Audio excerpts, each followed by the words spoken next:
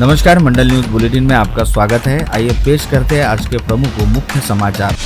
कोलकाता में हुई medical PG intern की जघन्य हत्या का देश भर में इंडियन मेडिकल एसोसिएशन ने निषेध करते हुए 24 घंटे की कड़ी हड़ताल का आह्वान किया था, जो अमरावती में भी काफी असरदार रहा। आज अमरावती जिले में सभी अस्पताल, क्लिनिक, लैब व ओपीडी बंद रहे। अकेले शहर में ही 100 व जिले में 150 ऑपरेशन रोकने पड़े। जिले के सैकड़ों चिकित्सकों व पैरामेडिकल के क्षेत्र के लोगों ने भरी बारिश में इरविन चौक पर हथेली पर लाल निशान दिखाते हुए और काली रिबन अपने कपड़ों पर धारण कर इस घटना का निषेध किया। इस समय आईएमए के पदाधिकारियों ने बताया कि जिले के सभी गांवों व तहसीलों में भी डॉक्टरों ने अपना काम बंद कर हड़ताल में सहभाग लिया है। साथ ही सभी डॉक्टरों ने कोलकाता के आरजी कर मेडिकल अस्पताल में मारी गई मेडिकल इंटर्न के प्रति संवेदना के साथ समाज की अकर्मण्यता का भी विरोध किया। यह हड़ताल कल रविवार सुबह 6 बजे तक चलेगी। हालांकि इस हड़ताल के बीच आपात सेवाओं को जारी रखा गया और मानवता का परिचय देते हुए डॉक्टर अलका कुथे प्रदर्शन को बीच में छोड़कर एक अर्जेंट सीजर के लिए रवाना हुई। साथ ही चिकित्सकों ने प्रदर्शन के दौरान सेव द सेवियर का नारा देते हुए प्ले कार्ड भी दिखाए। कलकत्त्याला झालेल्या अतिशय दुर्दैवी घटनेचा निषेध म्हणून आणि जे दिवस रात्र काम करतात अशा आरोग्य कर्मचारी आणि डॉक्टर्स यांच्या सुरक्षिततेसाठी आता एक शेवटची निर्णायक वेळ आलेली आहे की काहीतरी कायदा होणं आवश्यक आहे आणि म्हणून यानंतर अशा प्रकारचा अन्याय सहन करण्याची परिसीमा झालेली असल्यामुळे हे कुठेतरी थांबलं पाहिजे आणि शासनाने यासाठी एक स्पष्ट केंद्रीय कायदा केला पाहिजे। निर्घृण हत्या करण्यात आली आणि त्याच्यासोबतच 15 तारखेच्या उत्तर संध्येला जे कांड करण्यात आलं की तिथून जे पुरावे नष्ट करण्याचा प्रयत्न केला गेला, त्याच्या विरोधात आम्ही इथे निषेध नोंद करत आहोत आणि पूर्ण देशव्यापी आम्ही बंद पुकारला आहे। माझ्या बहिणीचा जो बलात्कार आणि निर्दूर खून झाला त्याचा मी निषेध करतो आणि आतापर्यंत प्रशासनाने जे कोणी आरोपी आहेत त्यांना पकडलेलं नाही आहे। हा आमचा अंत पाहू नका।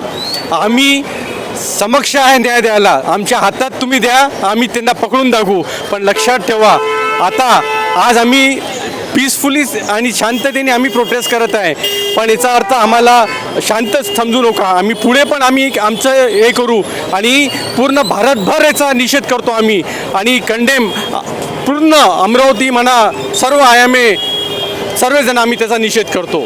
हाल फिलहाल के वर्षों में अमरावती शहर से जिले में डॉक्टरों ने पहली बार 24 घंटे का बंद रखा है, जिसकी वजह से 150 से अधिक ऑपरेशन मुलतवी करने पड़े। आईएमए की केंद्रीय कमेटी के सदस्य वसंत लुंगी ने बताया कि 150 से अधिक अस्पताल, नर्सिंग होम व लैब बंद रहे।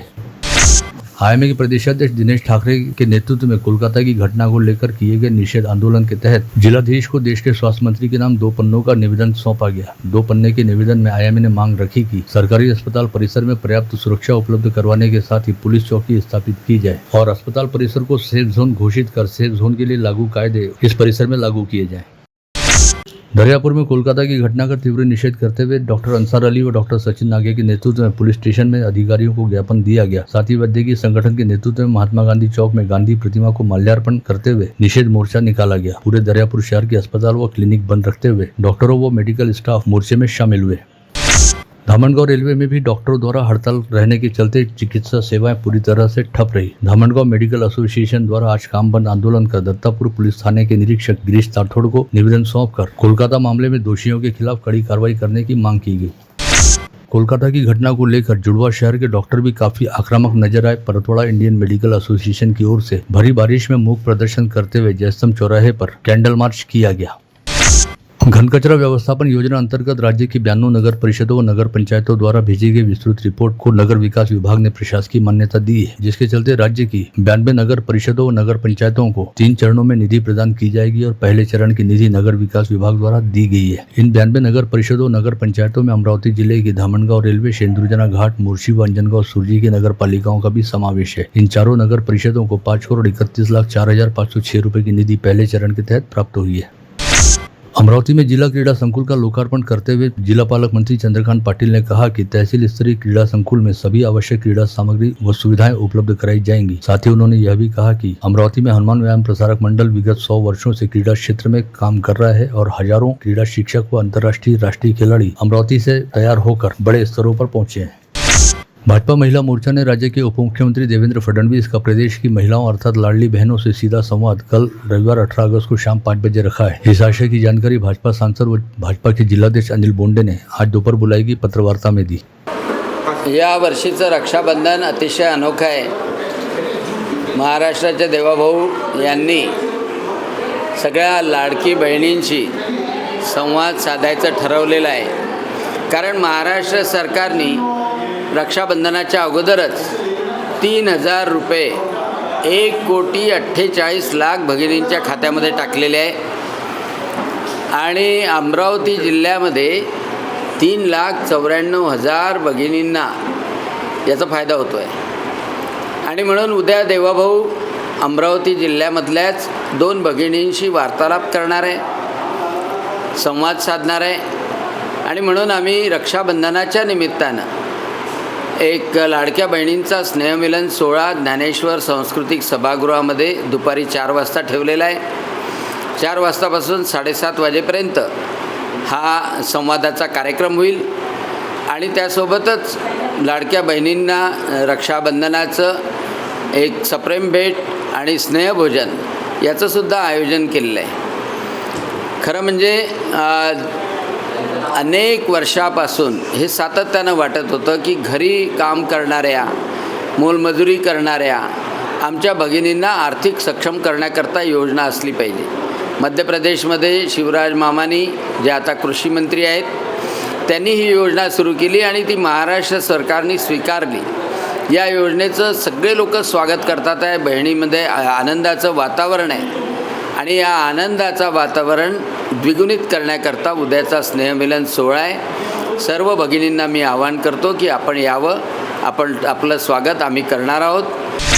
अमरावती महानगर पालिका के शहर अभियंता इकबाल मोहम्मद खान का प्रमोशन पर तबादला किया गया है. वे अब कोंकण द्वितीय डिवीजन संकल्प चित्र मंडल पुल कोंकण भवन नई मुंबई में अधीक्षक अभियंता के तौर पर कार्य करेंगे. राज्य सरकार के निर्माण विभाग ने राज्य के 12 कार्यकारी अभियंताओं को अधीक्षक अभियंता के वरिष्ठ संवर्ग में पदोन्नति दी है, जिसमें अब तक अमरावती मनपा के शहर अभियंता रहे इकबाल मोहम्मद खान का भी नाम शामिल है. केंद्रीय राज्य मंत्री का दर्जा रहने वाले राष्ट्रीय सफाई कर्मचारी आयोग के अध्यक्ष एम वेंकटेशन ने अमरावती शहर के स्वच्छता कर्मचारियों की समस्या बाबत समीक्षा की. इस समय एम वेंकटेशन ने ठेकेदारों व मनपा को निर्देश दिया कि सफाई कर्मचारियों की समस्याओं का 1 माह के भीतर निवारण करें. विद्यापीठ अनुदान आयोग के स्वयं स्पष्ट दिशा निर्देश रहने के बावजूद उच्च शिक्षा विभाग के अधिकारी अपने स्तर पर यूजीसी के रेगुलेशन का लगातार उल्लंघन कर रहे हैं. इस आशय का आरोप लगाते हुए नूटा संगठन ने गत रोज विद्यापीठ के मुख्य प्रवेश द्वार के समक्ष धरना आंदोलन किया. महात्मा ज्योतिबा फुले किसान कर्ज मुक्ति योजना के 2000 के ऊपर किसानों को बिना शर्त प्रोत्साहन योजना का लाभ देने की मांग को लेकर किसान नेता अमित अडाव के नेतृत्व में किसानों ने शुक्रवार को जिला उप निबंधक शंकर कुमार के दालान में ठिया आंदोलन किया. स्वाधीनता दिवस के मद्देनजर तिवसा निर्वाचन क्षेत्र के सभी किसानों के सम्मान में भाजपा ओबीसी मोर्चा के प्रदेश उपाध्यक्ष रविराज देशमुख के नेतृत्व में भव्य तिरंगा ट्रैक्टर रैली का आयोजन किया गया, जिसमें क्षेत्र के हजारों किसान व युवा शामिल हुए.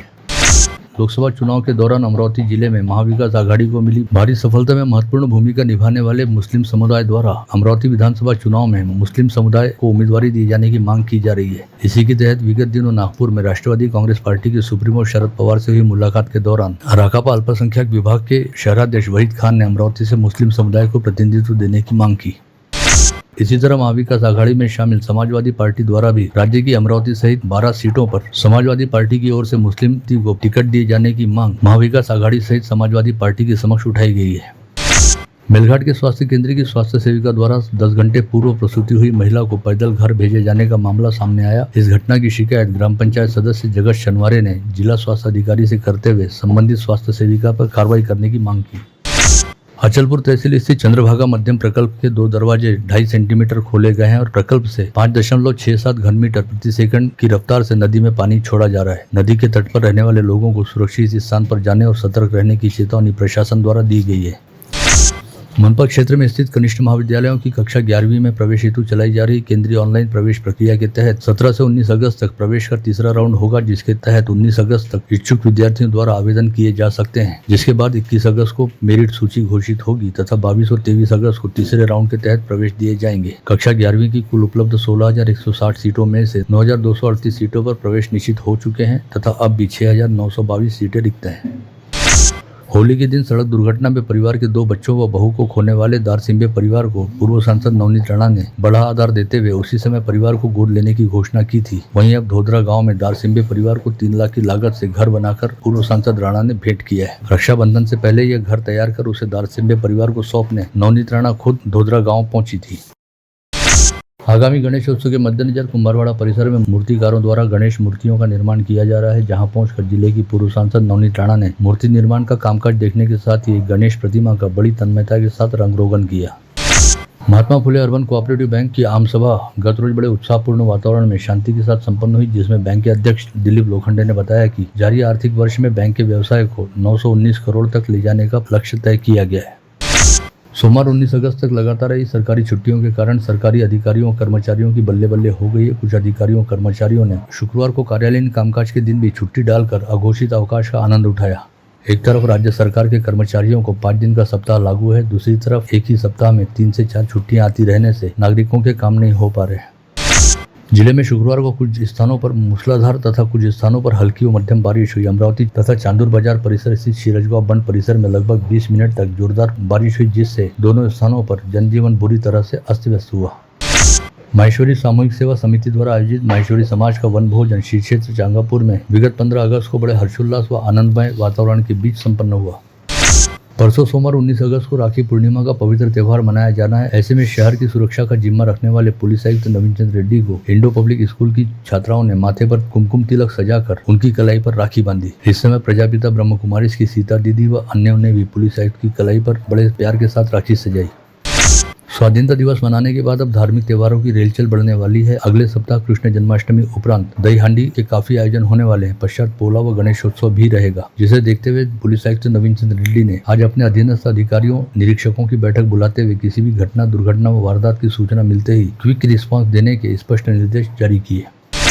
नांदगांवपेट पुलिस थाना क्षेत्र अंतर्गत रामदास स्वामी मंदिर के पास गोविंद कृष्ण अपार्टमेंट में रहने वाले विठोबा रामेकर नामक 55 वर्षीय व्यक्ति ने अपने परिचय में रहने वाली 54 वर्षीय महिला को काम दिलाने का झांसा देते हुए उसके साथ जबरन शारीरिक संबंध बनाए और यह बात किसी को भी बताने पर जान से मार देने की धमकी दी। रिपोर्ट के आधार पर नांदगांवपेट पुलिस ने विठोबा रामेकर के खिलाफ आपराधिक मामला दर्ज किया।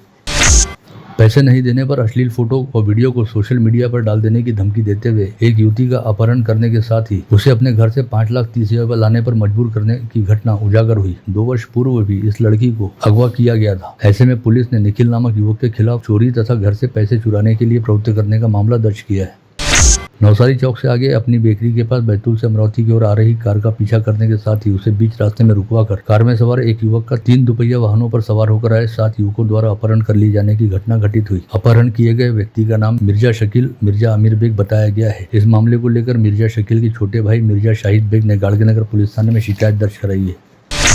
गाड़गेनगर थाना क्षेत्र से आज एक बार फिर 2 मोटरसाइकिल चोरी हुई। पता चला कि जिजाऊ नगर निवासी ऋषिकेश माने नामक युवक के भाई आदित्य ने अपनी दुपहिया घर के सामने खड़ी की थी, जिसे कोई चुरा कर ले गया। इसी तरह रामपुरी कैंप के मुख्य मार्ग से राजकुमार पिंजानी नामक व्यक्ति की दुपहिया चुराई गई। ग्रामीण अपराध शाखा पुलिस के पथक ने चांदूर रेलवे उपविभाग में पेट्रोलिंग के दौरान मिली सूचना के आधार पर सावंगी मगरापुर गांव में छापा मारकर चोरी की दुपहिया बेचने का प्रयास कर रहे शेख चांद, शेख रज्जाक तथा नितिन सूर्यवंशी नामक 2 युवकों को अपनी हिरासत में लिया, जिनके पास से चोरी के 3 दुपहिया वाहन भी जब्त किए गए। दरियापुर के सिविल लाइन परिसर के इंदिरा नगर में गणेशोत्सव के लिए मूर्ति बनाने वाले मूर्तिकार के घर के सामने मूर्ति की तोड़फोड़ किए जाने के चलते 2 परिवारों के बीच जोरदार मारपीट हुई। इस मामले को लेकर संदीप बैताले नामक मूर्तिकार द्वारा दी गई शिकायत के आधार पर हमीद खान, अफजल खान, जावेद खान, हमीद खान व इरफान खान हमीद खान के खिलाफ मामला दर्ज किया गया। विगत 27 जुलाई को अमरावती के फर्शी स्टॉप परिसर में रहने वाले सराफा व्यवसायी विक्की उर्फ सुनील अनासाने ने डायल 112 पर फोन करते हुए शिकायत दी थी कि अचलपुर जाते समय पेट्रोल पंप के पास उसकी कार खराब हो गई थी और किसी अज्ञात ने उसके कार में रखे सोने के गहने से भरी थैली चुरा ली। पश्चात पुलिस द्वारा की गई जांच पड़ताल में यह शिकायत झूठी पाई गई, जिसके चलते परतोड़ा पुलिस ने विक्की अनासाने के खिलाफ झूठी शिकायत देने का अपराध दर्ज किया है।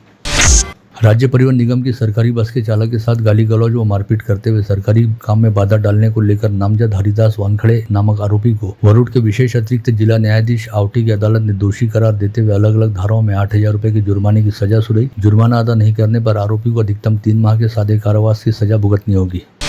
हारनी तहसील अंतर्गत जवला गांव में पूर्व सरपंच प्रभाकर गुल्हाने का 80 वर्ष की उम्र में लंबी बीमारी पश्चात विगत 14 अगस्त की दोपहर 3 बजे निधन हो गया था और उनका अंतिम संस्कार अगले दिन करना था, जिसके चलते उनके पार्थिव को रखने हेतु आर्नी से शीट पेटी मंगाई गई। लेकिन इस शीट पेटी को जैसे ही शुरू किया गया वैसे ही प्रभाकर गुल्हाने के भतीजे गणेश गुल्हाने को बिजली का जोरदार झटका लगा और गणेश गुल्हाने जगह पर गिर गए, जिसके बाद गणेश गुल्हाने को डॉक्टरों ने मृत घोषित किया। चाचा भतीजे की एक साथ मौत हो जाने के चलते पूरे गाँव में शोक की लहर है। खामगांव तहसील के कुंभेफल निवासी बलीराम सावरकर नामक युवक को शेगांव तहसील के कठोरा निवासी लीलाधर खवले व नरहरी खवले ने स्वास्थ्य विभाग में स्वास्थ्य सेवक पद पर नौकरी लगाकर देने का प्रलोभन देते हुए करीबन 10 लाख रुपए की चपत लगा दी। पुलिस मामले की जांच कर रही है। अकोला जिला अंतर्गत गांधी ग्राम में पूर्णा नदी में अस्थि विसर्जन के लिए युवाओं के साथ गए व्यक्ति की आज दोपहर 1 बजे नदी में बह जाने से मौत हो जाने की आशंका जताई जा रही है। नदी में बहे ज्ञानेश्वर इंगले नामक युवक की पुलिस तथा बचाव दल द्वारा खोजबीन की जा रही है।